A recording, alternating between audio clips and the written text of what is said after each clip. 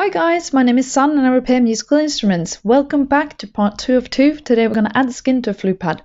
First we start with good quality pad skin. We stretch it out over the pad holder and push the pad in, making the skin taut.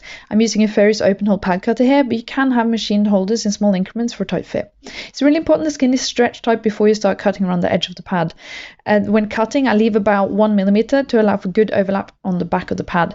When all cut through, be careful not to disturb the pad as you remove the excess. I'm using Music Medic's water-soluble shim and bladder glue today, but you can use many other glues for this job. I use bamboo stick to spread the glue right from the edge of the pad and inwards towards the middle. As I go around, I try my absolute best not to disturb the pad too much, but once we start pulling the skin down, it will allow us to tighten the skin further.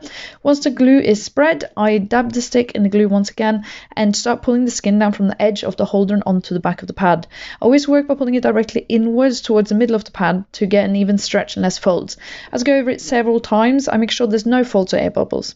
Once I'm happy it's completely flat, I then add a bit more glue all the way towards the middle and find a paper shim of similar thickness as the original backing.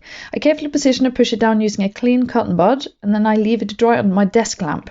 Make sure you leave it to dry properly, as this is really important later.